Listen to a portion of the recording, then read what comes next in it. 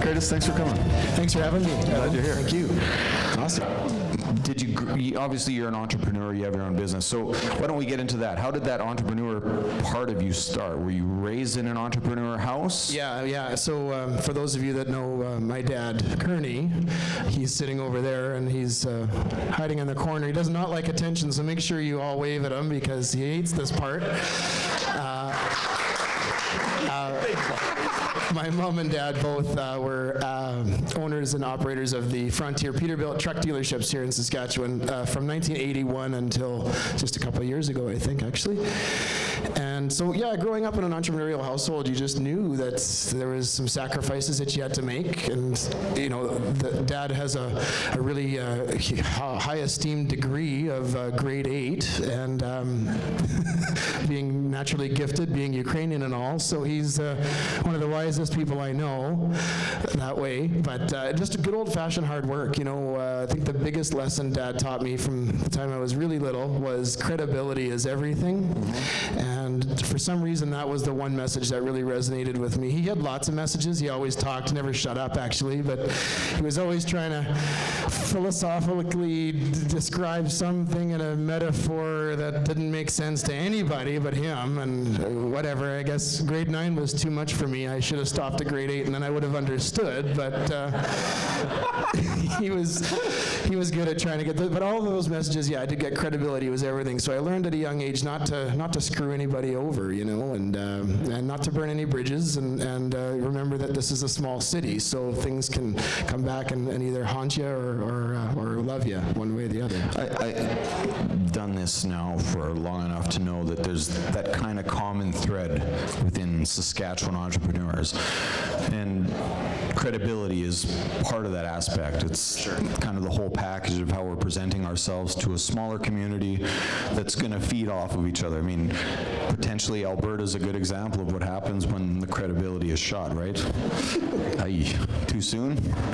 I guess Shaw TV, you might not, so old people watching this, the NDP won last night, and that's what I'm referring to. Credibility. So how did your dad kind of instill this credibility character in you? I mean, what was important? Was it, my dad used to always say, if you say, let your yays be yays and your nays be nays.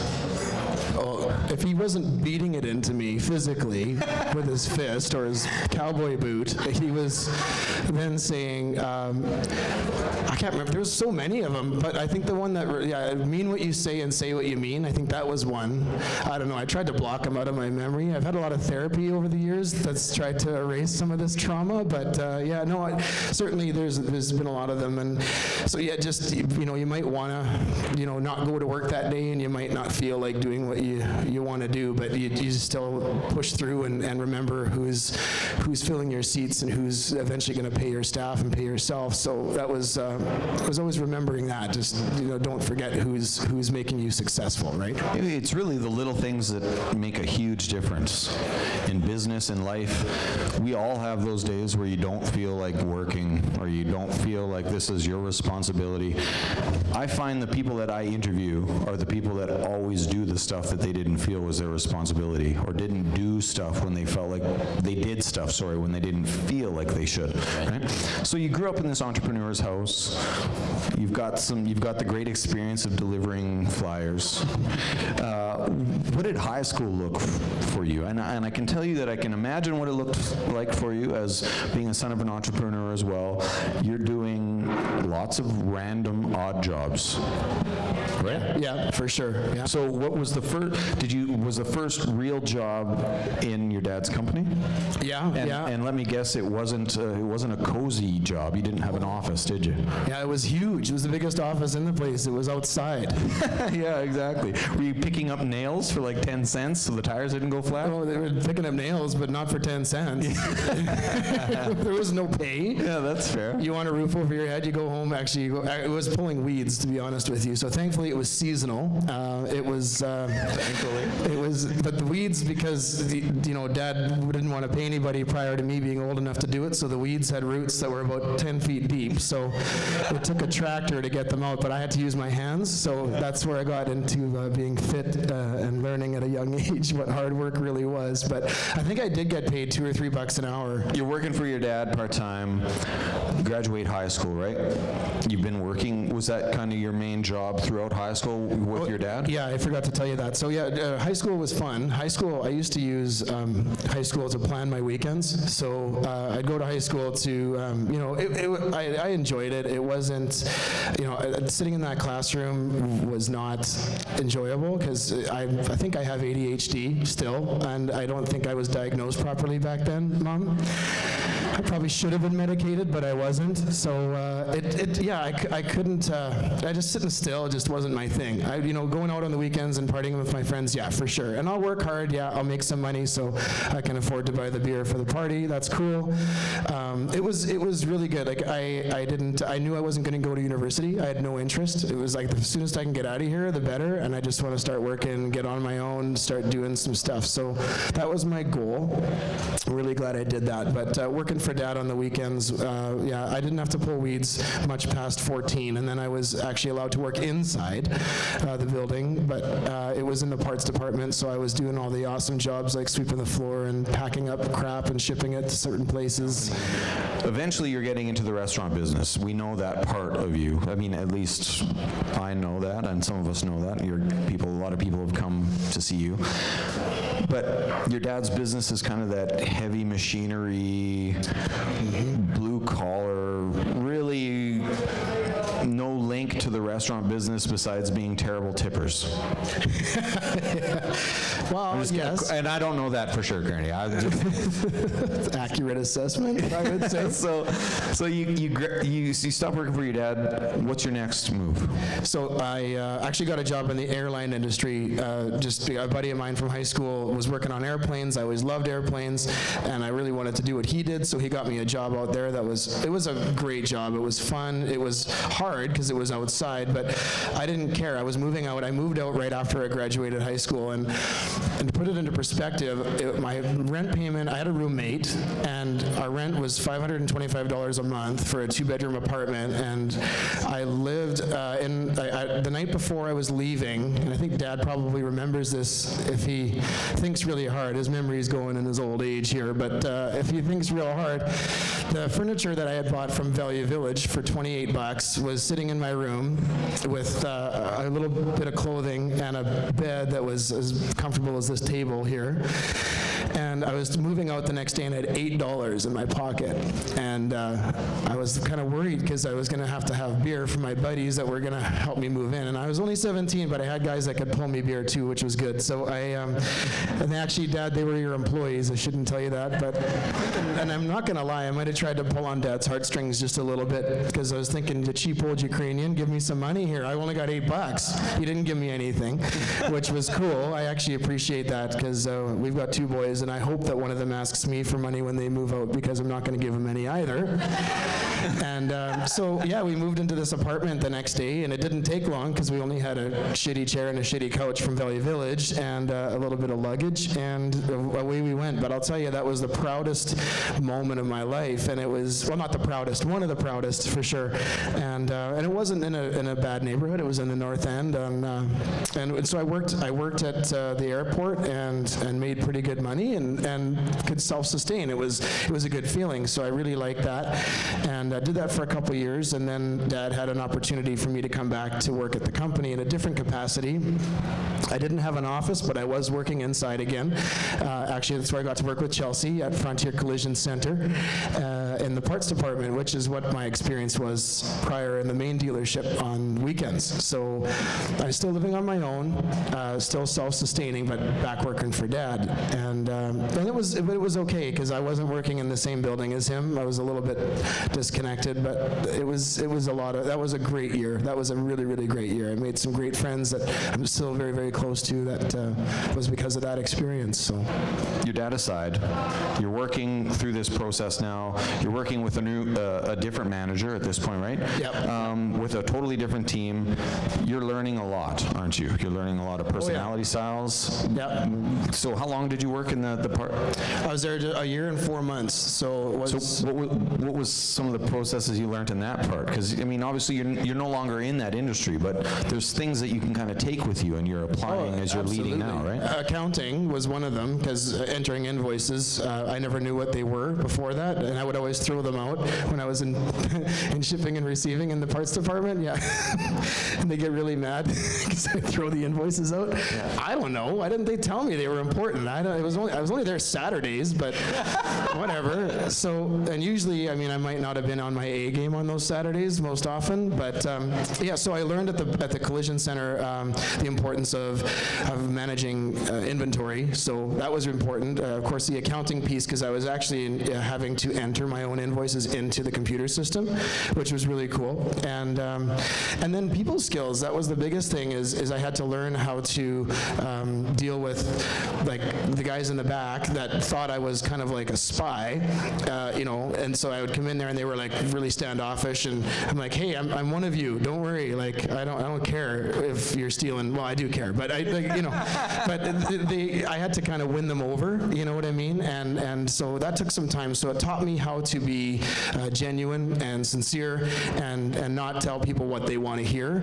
Tell them what I want them to hear. And so there was a lot of really valuable lessons that I learned in that experience for sure. And it also taught me, the guy that was my direct supervisor over there didn't really care for my style.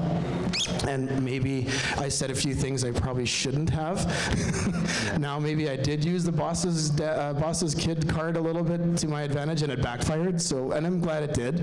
But I think that was probably another thing that I learned at that time. So. Yeah, I was going to say, like, that's kind of part of a lot of entrepreneurs' kids have really high EQs. And for most of the people that I've interviewed, that's kind of a common thing. Like, guys, they can really understand the room, how people are feeling, how they're reacting. I don't have that. That's the best part about this show. I say stuff, and you guys are horribly offended. I think it was a great success. You leave, I high-five my wife when I get home. She thinks I'm a champ. She's never met you. But there's this EQ, right? Like this emotional intelligence that you have, and it's developed, obviously, and it's personality-wise, but it comes a great part from being the boss's son, understanding this idea of nepotism, this perception of nepotism, but also entrepreneur kids are not just doing one job. They hop from a few different divisions, so they're dealing with a lot of different leaders, a lot of different managers. Sure. And through that process, were you treated differently, did you feel, and how did you react through that? Oh yeah, definitely. If I was driving a customer that would drop their vehicle off and I was driving them to their job or whatever, we didn't have a shuttle service, but I kind of just was whatever it needed to happen. And we'd be talking in the vehicle, and they were like, they'd ask me, what I was doing or how I was related to the company or whatever, and we get talking, and they would find out actually my dad owns the place, and they're like, oh, and there was this admiration that I was doing a real job, right? I wasn't sitting there waiting for someone to tell me what to do and give me a paycheck for it. So I would have loved that job, but I'm glad I didn't get that job.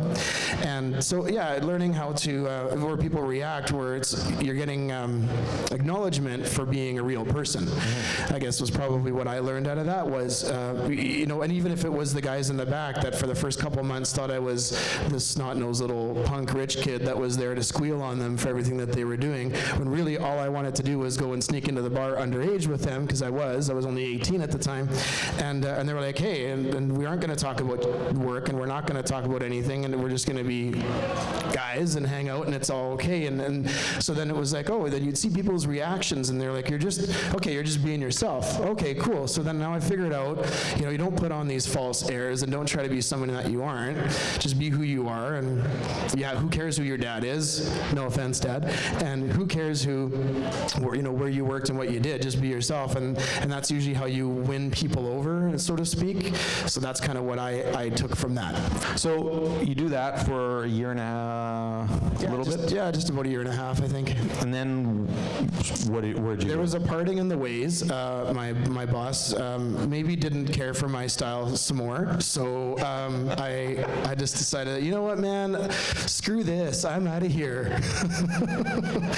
I really did talk like that back then, and I had hair, and it was bleached, and I was so... I was going to say, you're the first guest that I've had more hair ever. Oh, yeah, no, yeah. And I was like picking my toupee this morning. I'm like, he's bald. I don't need the long one today. No, I can do the crew cut, the Caesar cut. It was called in the 90s. Yes, it was. The Caesar cut.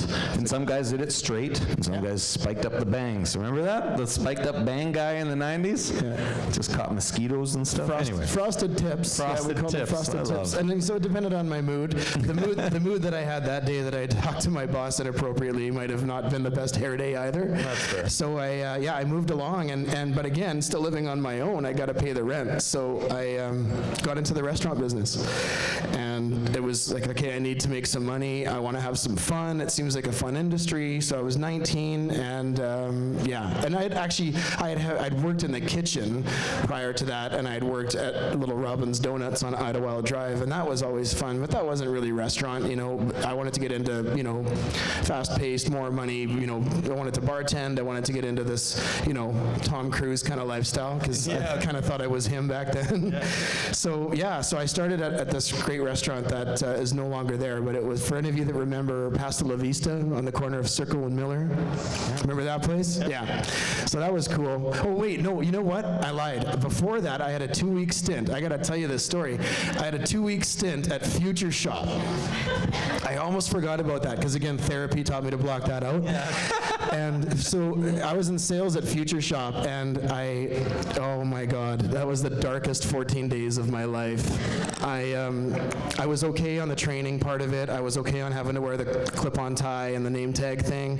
I was not okay with the cheer first thing in the morning. You guys don't know this, but back then, Future Shop would have this sort of cult-like cheer, this NDP-style cheer before the store would open, and it was horrible. Yeah. It was horrible. Sorry, I jumped there for a second. Again, remember ADHD. So I did that for 2 weeks, and I'm like, screw this, man. This isn't cool for me. So I left, and I went and worked in the restaurant business, and I got kind of bit by the bug, so to speak. And I've jumped around a little bit, over the years prior to, but this last 9 years has been pretty constant. So you just made me think I should always ask everybody what their worst gig was ever. I remember one time, I think I'd just gotten married, and I was in the construction industry and making decent money, but it wasn't exciting, it wasn't cool. So I thought, I need to get into some sales, and there was I found this job, I don't even remember, and it was selling crap door to door, to the stores and stuff. But I got sucked into the cult. Yeah. And I parked my car, and then all of a sudden I was in their car, and we're driving around. Now I'm stuck with them all day. So finally I'm trying to figure out how can I get away from these people? Because they're like, oh, we're gonna do a roundup, kind of talk about how well you did. And I'm like, yeah, okay, let me just get my car. I'll drive there. Never saw them again. Anyway, so you start in the restaurant business. You don't just go from starting in the restaurant business to owning the Ivy, right? There's some lessons you're learning. There's a process. There's management of that industry is much more. It's very fluid, right? You don't just have a lot of staff. You have part-time staff. A lot of action. So you get into the restaurant business at a young age. how do you move up in that business? What did you do? You started in the kitchen, you said, then how did it kind of grow? At Paso La Vista, I started behind the bar, actually. So I knew how to drink, but I didn't know how to make drinks. So I was like, well, I like my drink this way, but then I was giving too much away, so I had to learn how to use a measuring glass. And so that was good. I had great managers there because it was a Winnipeg-based company. They had a crew that came out that did the opening here. And there's just a certain, we call it a gene, like a hospitality gene. And when I interview people, I know right away whether they have it or they don't. It's like when you go to buy a house, you know in the first 7 seconds whether they're going to buy it or not. It's the same thing when you're interviewing someone for the restaurant industry. You'll know right away whether they're eligible or not right away. So I obviously fit their bill. They hired me in, and I said to them, like, look, I'm not working anywhere. I need to make money. Like, just like I'll work all the time. I don't care. I want to learn. I want to do whatever it takes. So they're like, oh, okay. So then I regretted saying that about a week later because I hadn't slept and I hadn't eaten in the whole week because it was the opening of a restaurant and I had no idea. It was so crazy. But it was good. Again, it taught me, how to budget your time, and there's no time to screw around, and there's no time to, there's time to work and there's time to play. So we would work really hard, and then we would play really hard. So after, you make your money and you go out and you hit the town with your coworkers, and it was, we learned a lot. We learned how to sleep in our cars. We learned how to work through a hangover the next day. Again, not maybe the best education, but it did teach me how the industry works. So that's kind of that destructiveness is kind of what keeps it going. I hate to say that, but for me, it comes back full circle when we opened our own place that I had to put certain rules and policies in place to prevent our staff from all requiring rehab within the first 6 months of their employment. There's a big leap from being a manager to a general manager, and you did that leap at a young age, right? Yeah. And it wasn't in the same place either, right? No. Tell us a bit about that. So Paso La Vista was there for 3 years. It was the right concept. It was the wrong location. Yeah. So for those that know the building, it's been 5 different restaurants, and now it was a bank, and now it's not that anymore. So I don't know. They should just knock it down. It just doesn't work. So for whatever reason, the location's kind of a bit cursed. But I learned, so I served and bartended full time. Then because it's a high turnover industry, it's really easy to move up quickly. So I started supervising, and then closing manage, and then managing, and then the place was not doing well. So they were like, yeah, whatever, just let that punk kid run it, whatever. We're in Winnipeg, see you later. And they kind of knew they had an exit. They didn't tell us that they had an exit, but they put the place up for sale. And actually Remy Cloutier, who some of you probably know, Remy, and at that time it was Debbie as well, and they were looking at buying it. So I had never met them, but they came in, and this was in this was 2001. So they came in, and I was showing them around. Apparently I was also a real estate agent because they didn't want to pay anybody to do that either. And we were sitting there, and they're like, so what do you, I remember this clearly. They said, what are you going to do when this place closes? I'm like, what do you mean when? I'm thinking if it closes. And they're like, no, it's going to close, just so you know. Like, they probably haven't told you, but it's totally going to close. I said, well, I don't know. The head office is in Winnipeg. Maybe I'll move there and go work for them there. They said I have a job there, and they're like, you really want to move to Winnipeg? Whatever, man. I don't care. I'm cool, right? And so they said, well, actually, give us a call in a week. If nothing changes, give us a call in a week.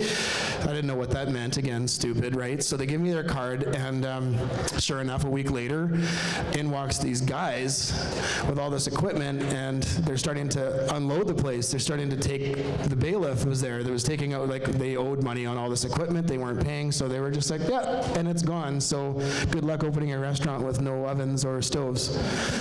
Yeah, okay, reality check it is. So I phoned Remy that night, and he's like, I'm looking for a general manager for the Granary. And I was 22 at the time, and I'm thinking, okay, yeah, I got this. Yeah, did not got that at all. So I walked in there like, oh yeah, this is not the same restaurant I'm used to. Like, there's rules here.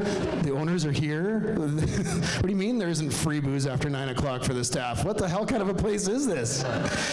So, and Remy actually at the time had just gotten sober. Remy had, at that time, was maybe about 2 years in to being sober. And so it was actually really good for me because he didn't allow for any of that stuff, whereas I'd heard heard stories that prior to, I know wherever Rob is, that Jason was probably instrumental in some of those stories that happened prior in the mid to late 90s about some of the stuff that would go on there.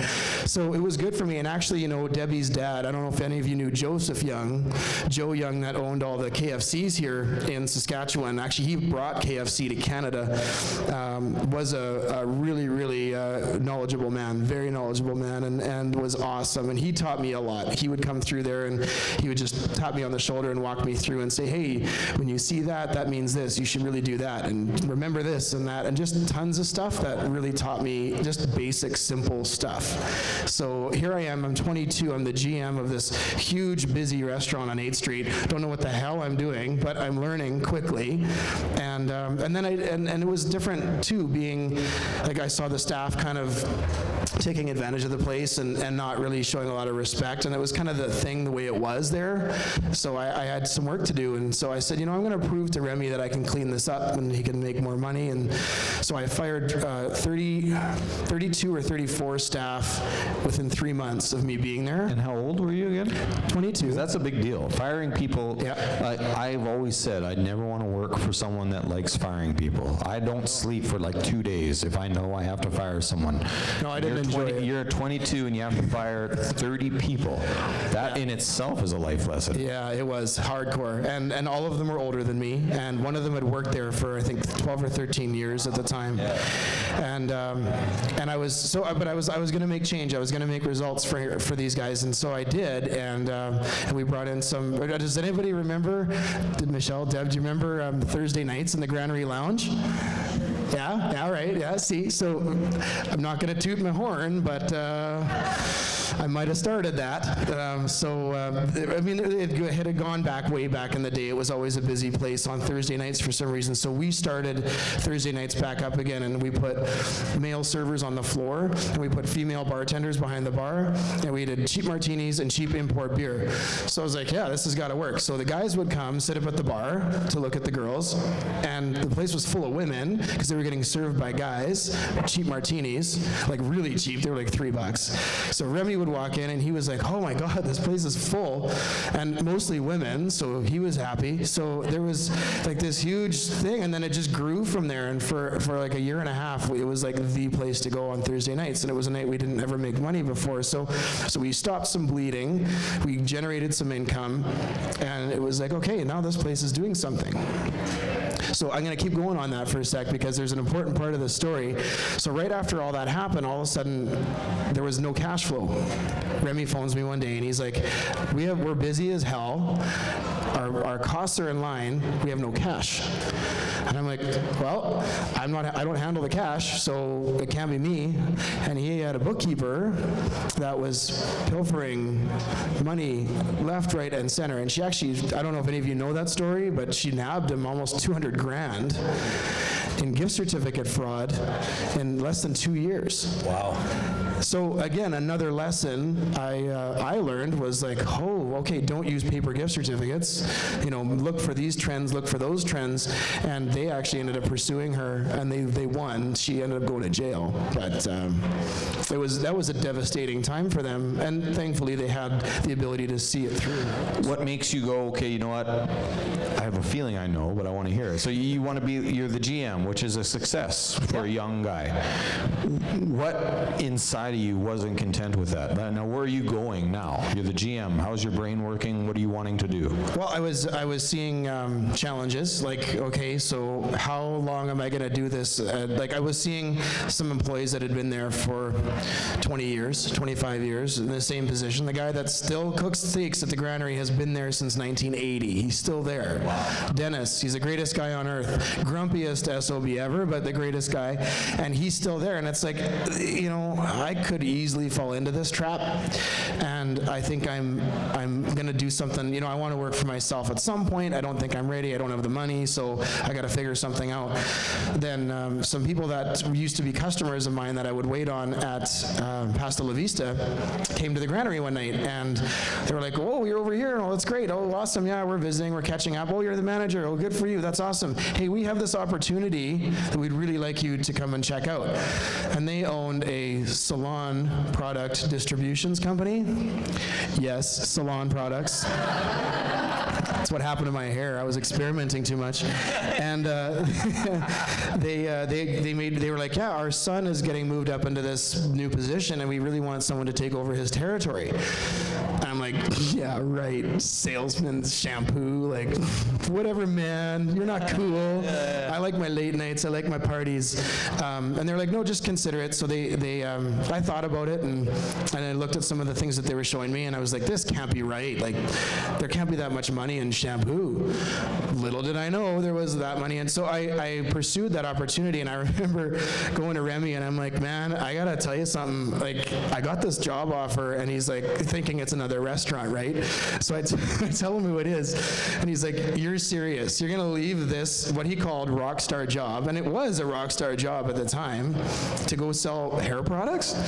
Like, I gotta check it out. I gotta pursue it. I gotta see if there's anything there. I just want to say, like, you say you got a job offer, you felt pretty good, rock star. I'm on LinkedIn, and I get job offers almost every day. Today I got one from Chang Lee. We would like you to be our agent in your region. We do not disturb your regular work hours. Not the first time I've heard that on LinkedIn. Email me at totallyascam@gmail.com.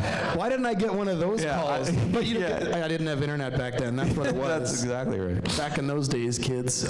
So I actually did take that job. It was an awesome experience. It was something totally different, way out of my comfort zone, huge steep learning curve, but my territory was like rural Saskatchewan.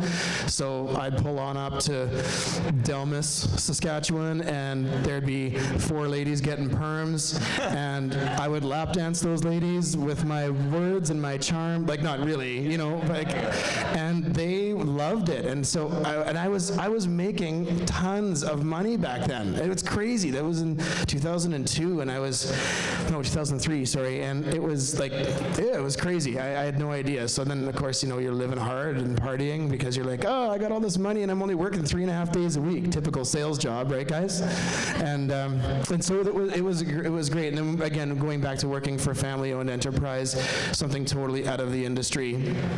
But then Remy had contacted me about 6 months in, and he was kind of getting hurt back at the Granary and needed some help. So I said, oh, listen, I can work Monday nights and I can work Saturday nights, because Mondays aren't that busy. I'm out on the road Tuesday, Wednesday, Thursday. Friday I want to be an idiot, so Saturday I'll work. Okay, so we did. I agreed to go to work for him Mondays and Saturday nights, just kind of consulting, and helped kind of fix some of his problems, and it was great. So I was living the best of both worlds. Then my sales gig found out that I was doing this restaurant gig. They weren't happy. They made me make a choice.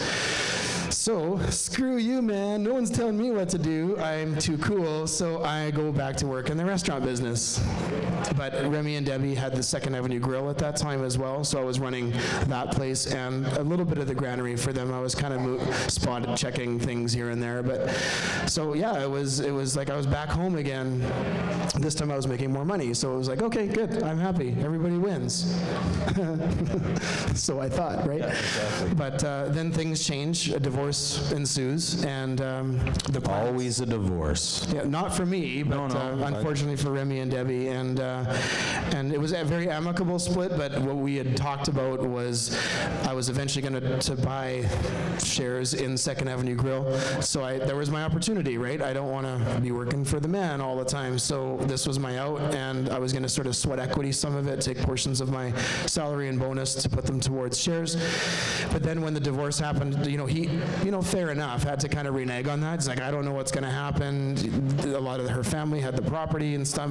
It was just weird and messy. So I'm like, screw you, man, I'm going to leave. So I got out and kind of went on to some other things. And, I still stayed in the industry, but I left at that point in time. So you leave, you now have tremendous experience in the sense of from the operations standpoint, from the managed standpoint, from the sales perspective. You're kind of building your resume, right? And also your knowledge. So you leave that part. This would have been 2004. Three? Late 2003. And the Ivy was 2006, right? So what are you doing in between there? Is it like, did it take you 3 years to get the Ivy running? No, I did. I did still work in the industry a little bit. I opened up another place. So I was working at a little shop from one of my dad's buddies. Again, not a glamorous job. It was in dirty oil, diesel parts and stuff. But whatever, it paid the mortgage. And then I got into this nightclub sort of restaurant thing. Does anybody remember Octane? Oh, yeah. Was it a nightclub? Well, I just remember they had great sandwiches at lunch. They wanted it to be a nightclub, but I thought it was a restaurant. So that was kind of part of our issue. There was two guys involved there, and one said one thing and one did the other thing. Again, another useful lesson that I learned is to be direct in your message and don't let somebody tell you otherwise. So I was there and helped them open that place up, which was another practice on opening a place, which was great. And there was an interesting exit that happened there. If I can get real for a second, people. So I met my partner, Jordan. He's sitting over there in the corner. And at that time, things were a little different. So, Saskatoon's Saskatoon, but you're not going to wave a pride flag around in your front yard in Saskatchewan at that time. So Jordan and I are kind of, we're seeing each other, whatever. He moves in, whatever. We get married. We go away on our honeymoon. We come back. I'm fired that day. Wow. Yeah. So draw your own conclusion as far as what happened there. Well, obviously you went on a holiday without getting approved. Exactly. Jeez, I should have got probably a holiday request form filled out properly. Sorry, my bad. It was totally worth losing my job over. So apparently they didn't like that didn't fit the image. Okay. So that's okay. Hey, you learn, you move on, and you go, okay, again, another lesson learned. Don't judge people, don't treat people like that, and always watch your back. So, okay, all right, we move along. I had a little visit with a couple lawyers and a couple Human Rights Commission people, and we got nowhere with that, but we tried, and just thought, we're going to waste energy on this, let's just move along. And someone bought me the best coaster. I should have brought it. It says, "Success is the best revenge." And I hung that on my office wall the day I opened the Ivy, and it was still there up until yesterday when I took it down. And it's going to be with me forever because I remember that, and that motivated me at that time. It's like, you know what? I'm gonna win. And actually, the last meeting I had with that individual was, I'm going to see you on the field. And I saw him on the field, and I saw him through closing 2 of his businesses, which really made me feel good. So, sorry to say that, but I don't ever relish in someone else's failure, but I did that time. Well, those 2 times. Now that's a huge hot topic, and Saskatchewan has always been fairly old school and very religious. I mean, Saskatoon, you drive down Clarence and you see streets like don't drink alcohol. I mean, they have fancier names than that, but that's what it meant. It was a culture that moved here and started I don't know if you know that about the city, but it was religious people that moved to Saskatoon and started a dry city. And it was going to be, and we have that heritage in this. And so you obviously are living a life that in that time is not super accepted, and sure. there's still prejudices. Unfortunately, there's still prejudices. Not really. I mean, I would agree, but not to the extent you'd think it is in Saskatchewan, in Saskatoon. Anyways. So, well, that's fantastic to hear. So, through that process, not only being the owner's kid, you're dealing with that, trying to prove yourself there. You also know in the back of your head that you're a little different, and I don't mean that negatively. I hope you know what I'm saying, right? Wow, it's a fair assessment. So, ADHD, that's what I mean. So, you're not only proving yourself as a successful business owner's son, you're also now losing your job from we can all draw our conclusions. how have you seen Saskatchewan change, not just in that perspective, but in terms of in a whole? Obviously, you've kind of seen business. You've also seen some social issues. Where are you seeing Saskatchewan now compared to what it was? Are you seeing the future as being bright for both? Oh yeah, absolutely, absolutely. You know, it's just, I find that there's a good balance here now. You know, at one time we were too pro-socialism, and then we were too pro-conservatism, and now it's kind of a nice balance of both. Yeah, there's always days where you got someone yakking that's saying this and that and whatever on both sides of the fence, and but you know, and I'm not going to, like, I don't care who anybody votes for. I'm not pro-NDP, but I'm not anti-NDP, but I do vote Saskatchewan Party. I'll just be honest that way. I like Brad Wall. He's a great guy. I like the people, but you know, I don't really care what the party name is. I don't care what color they wave. If you invest in the people, and you believe in the people, and you allow people to run their own governments and their own cities the way that they should be run, and they're not in it for themselves, you know, then that's good. I don't care what label you put on it, but Saskatchewan's finally there. I think that Brad Wall's restored balance that way, and it's good to see. So certainly, you know, for us, we've been married for 10 years. We've adopted 2 kids. The provincial government's treated us like gold. That's been awesome. You know, we don't have people boycotting our businesses because it's owned by a gay married couple. Nobody really cares. Nobody, you know, no one denies us anything because of who we are. And but we're also not riding on the float in the middle of the Pride Parade, you know, like, because I don't really care either. I don't have to prove to you who I am. It doesn't matter. Like, and I don't care who you sleep with, and I don't care who you're going home with, and I don't care what you believe in or what you stand for. I got lots of really, really, really conservative friends. I've got lots of really religious friends. One of my best friends is a Catholic priest. He couldn't come to our wedding. That's okay. I didn't want him there because it would have been uncomfortable for him. So I don't care. It's all about support that way.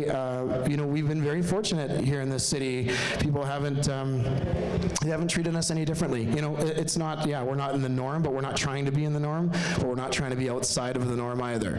We're just who we are. Like it or leave it. It's okay. But I'm not going to go out of my way to pave a road or bash you over the head with anything. So it's fine. You know. So you say you don't care who I sleep with? No. I really don't. My wife does. She sounds like a real stick in the mud. Yeah. She's the worst.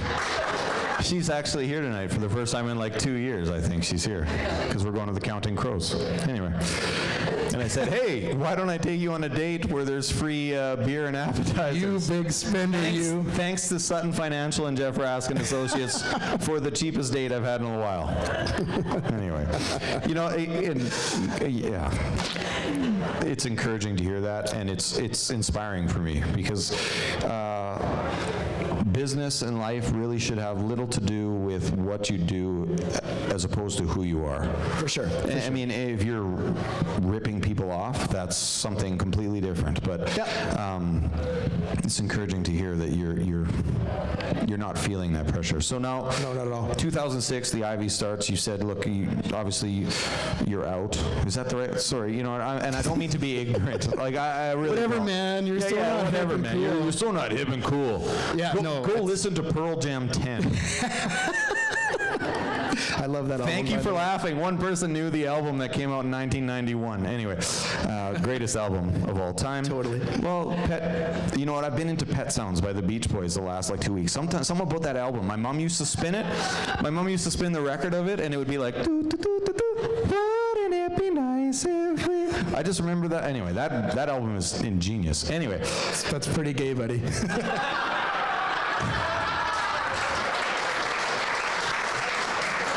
That's one of the best compliments. Is it okay if I say that? Is that okay? That's one of the best compliments I've ever had.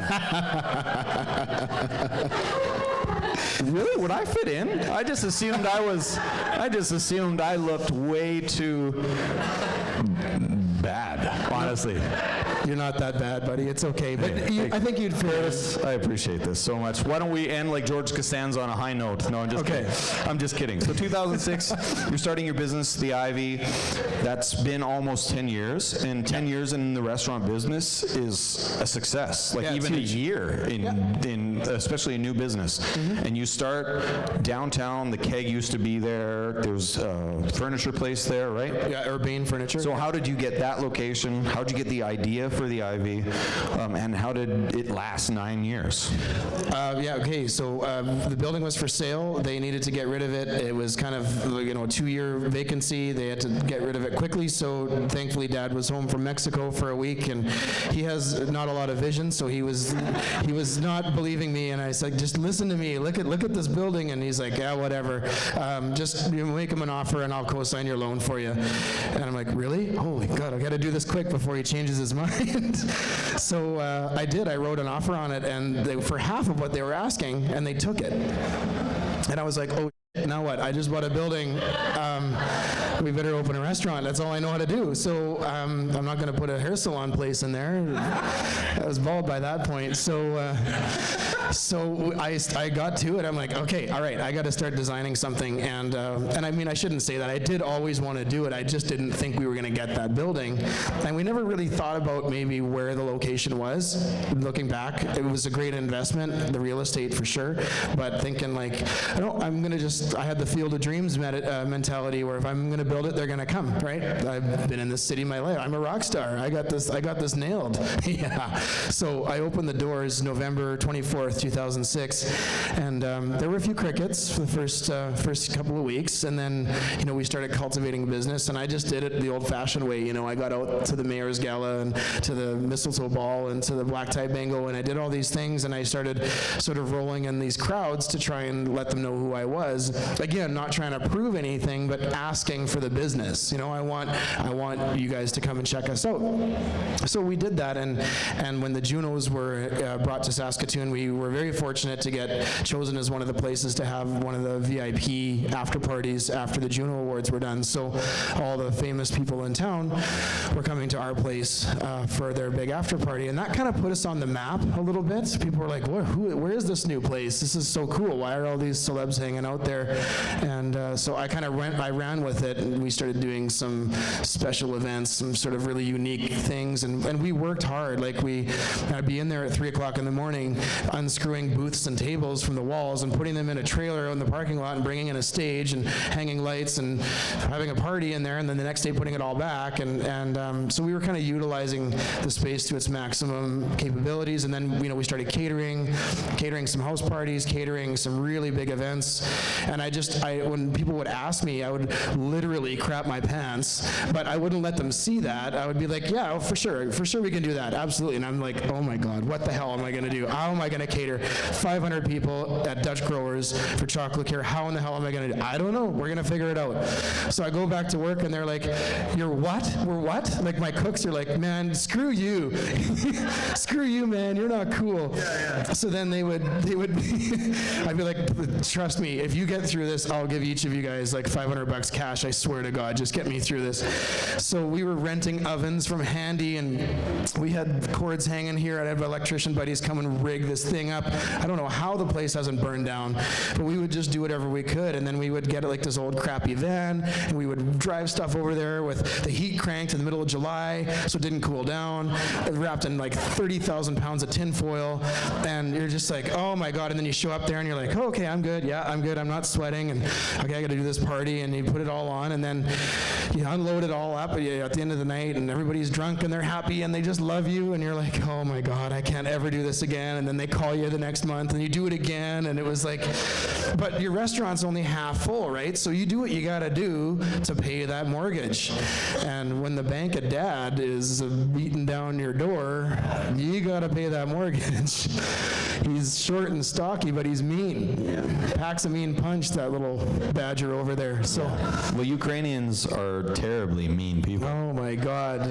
They're the worst. I mean, they decided, you know what? Screw you and your Christmas. I'm doing it when I want to.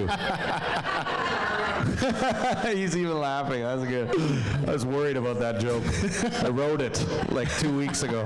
Like, oh man, I hope this goes over well. Anyway. Oh yeah, well, So, for sure. and that story is a perfect example of entrepreneurs. They make it work.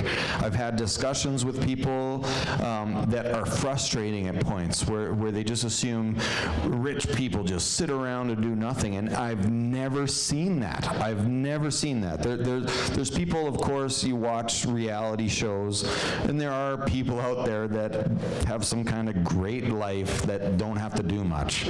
But I have never personally seen that. The people that I know that have the most money don't look like they do usually, because they work hard and they respect the money.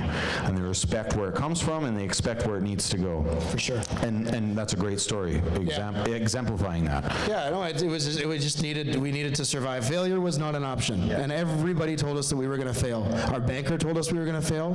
One of my dad's partners at his business told me we were going to fail. He helped us with our business plan, but he still said, well, it doesn't matter, you're going to fail anyway. So Wally Ma told me I was going to fail. Where's Wally? Is he here? Oh, I'd love to slap that guy right now. I'm just kidding. I love Wally. He's a great guy. And he did. He goes, I don't mean to tell you. You know Wally, right? I don't mean to tell you what I think, but I'm just going to tell you, you're an effing idiot, because getting into the restaurant business is the stupidest thing ever. And my parents, and I'm like, okay. Then he gets in his helicopter and takes off. Exactly. All right, see you, Wally. Talk about ADHD. Yeah, no doubt. And I heard his pilot quit because he couldn't give it enough hours. So, like, different life. Anyway, my pilot has never quit because I take care of my people. That don't exist. Me too, man. Me too. Me too. I looked at we were on holidays and there was like a helicopter tour. It was like $200. I was like, ooh, $200. Good Lord. I could buy a couple pints of beer for that and feel like I'm on an airplane. I'm being told, what, am I being too slow? Good Lord. I feel like the crowd's into it because I'm into this. Oh, yeah. Tracy, though, from Essence Recruitment. You're not cool, Tracy. Yeah, she's got stuff to do. Ex-president. So let's go to the future state. You're at the Ivy.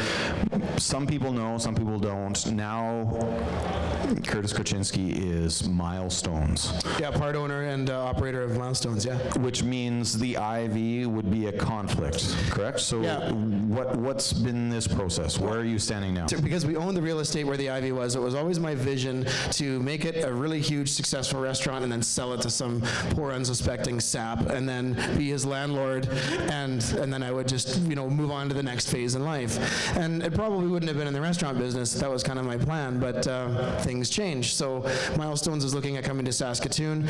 A good friend of mine, Jeff Ballin, who had secured the franchise way back like 2.5 years ago, says, okay, they're moving forward. Eastside Mario's is closing down. They're going to go in there. I need a partner. Do you want in? I'm like, I don't know. Sure, I'll look at it, but whatever. And so I looked at the numbers. It's like, oh yeah, it's promising, but it's some guy in Toronto that's telling us what these numbers are. Like, yeah, well, he doesn't know Saskatoon. He doesn't even know where it is. So we get on a plane. Jeff and another guy, Brad Zervinsky, and I get on a plane to do a one-day meeting with these guys in Toronto.